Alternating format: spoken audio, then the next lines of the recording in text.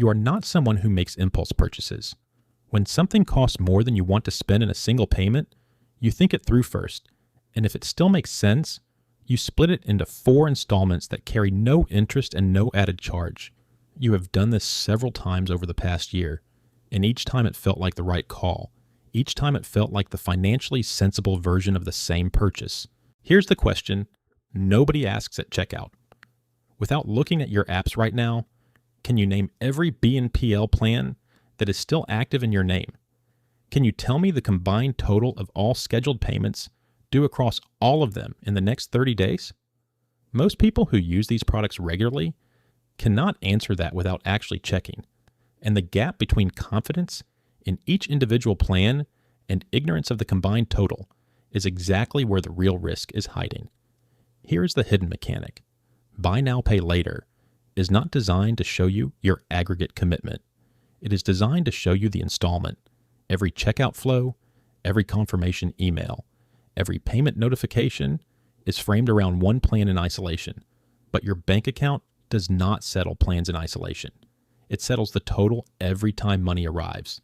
And if that total is larger than you realized, the surprise lands all at once.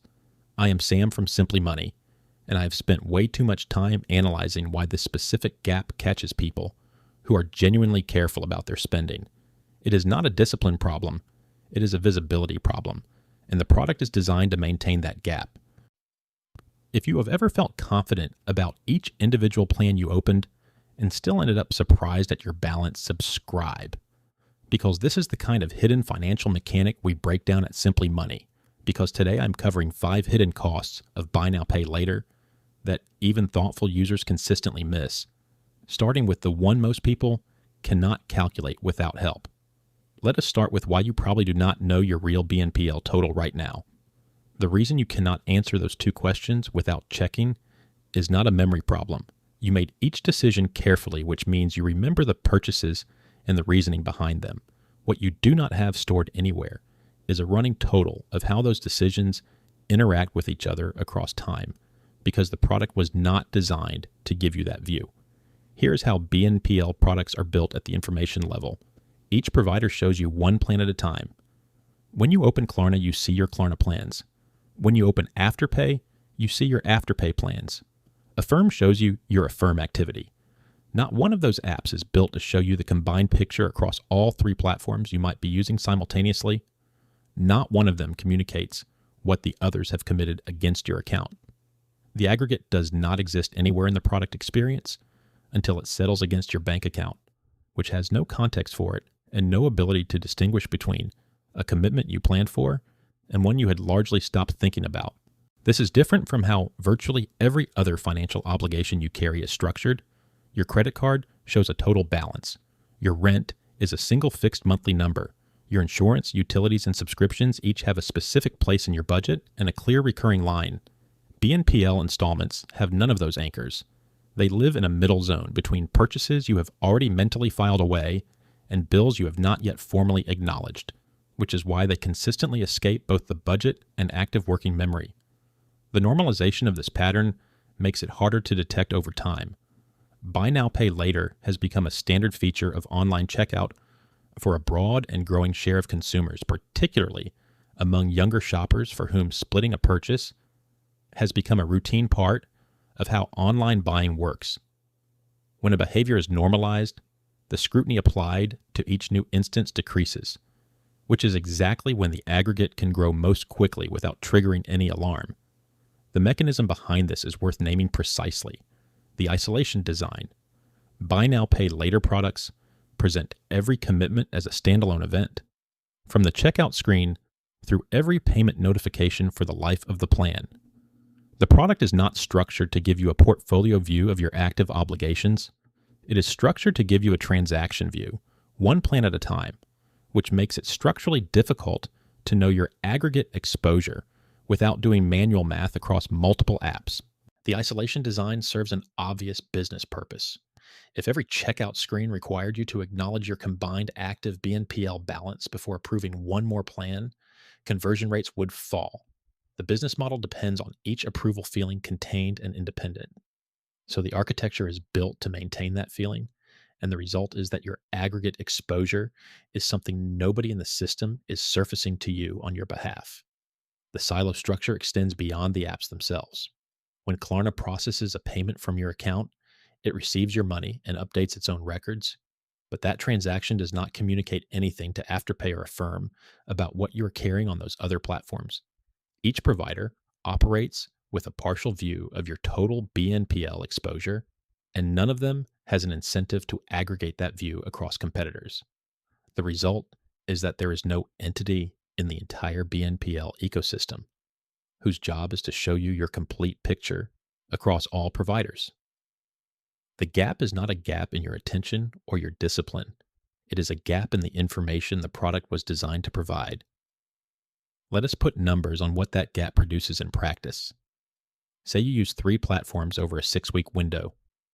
You approve a $150 clothing purchase through Klarna, 4 payments of $37.50 each. You approve a $200 home item through Afterpay, 4 payments of $50 each. You approve a $300 electronics purchase through Affirm, 3 payments of $100 each. Each decision was made carefully. Each installment number looked manageable at checkout. In isolation, those numbers are individually fine. The largest single payment you agreed to is $100, but run all 3 schedules across the same calendar month, and the combined obligation can reach $300 or more before you have spent anything new this month. You did not approve a $300 monthly commitment. You approved $37.50, then $50, then $100 across 3 separate sessions on 3 separate platforms. The combined total was never shown to you as a single figure at any point in the process.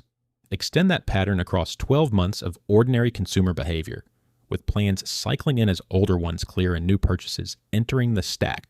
A persistent aggregate in the $200 to $300 range, running continuously for a year, produces somewhere between $2,400 and $3,600 in annual committed outflows that existed nowhere in your financial plan as a named line.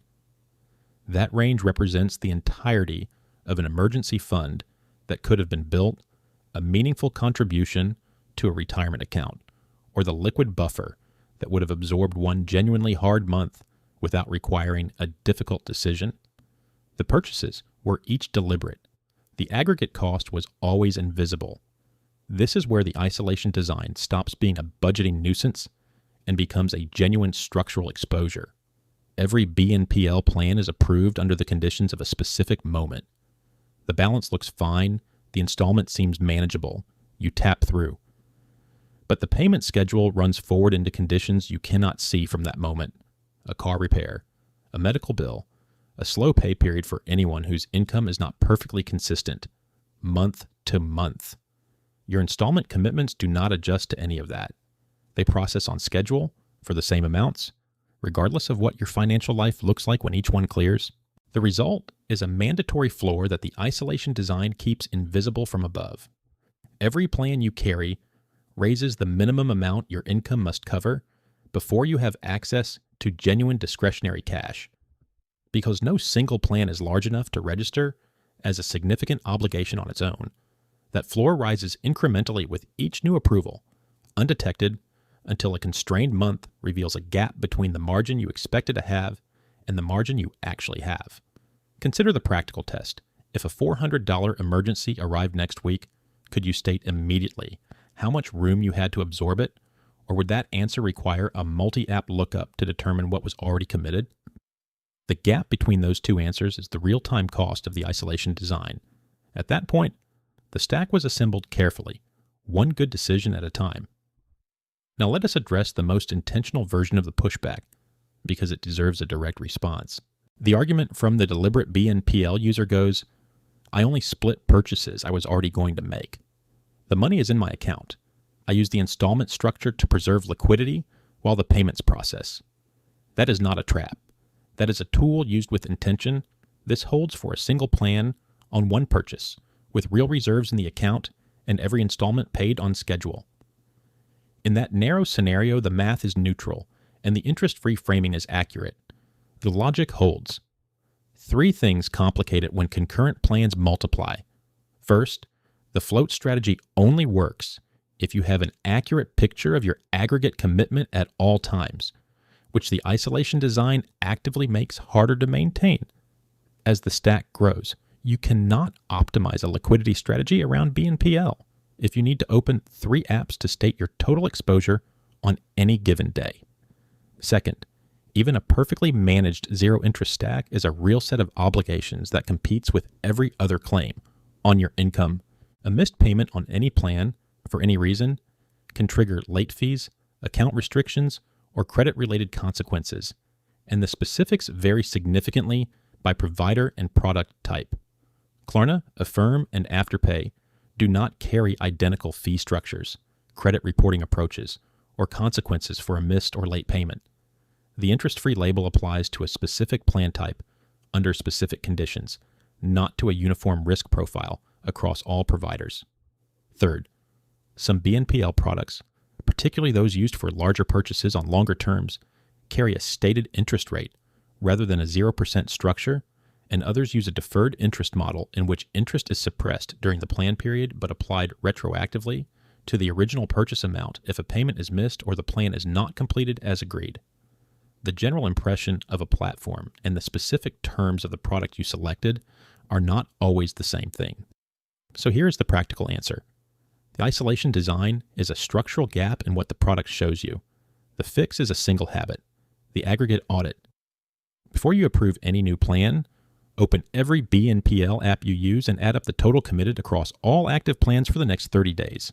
Not plan by plan, the combined sum.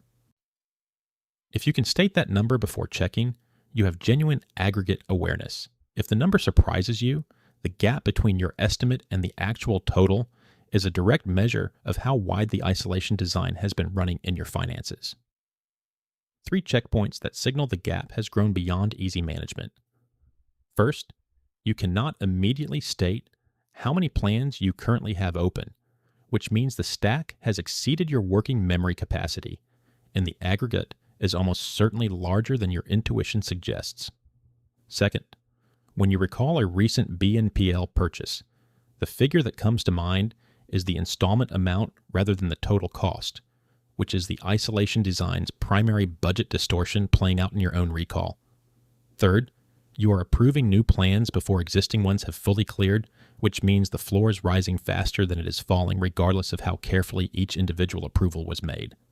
The decision rule that pulls all of this together: use BNPL only when you can state the combined total of all active plans without checking, and when adding the new plan keeps that combined total within an amount you would carry as a named visible budget line.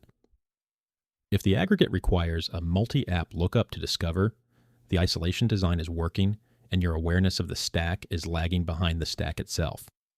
The product presents each decision separately, but your bank account settles them together. Closing that gap is the entire discipline. If you want to go deeper on how the isolation design fits into the broader incentive structure of modern checkout experiences, that is exactly what the next video covers. The link is on screen.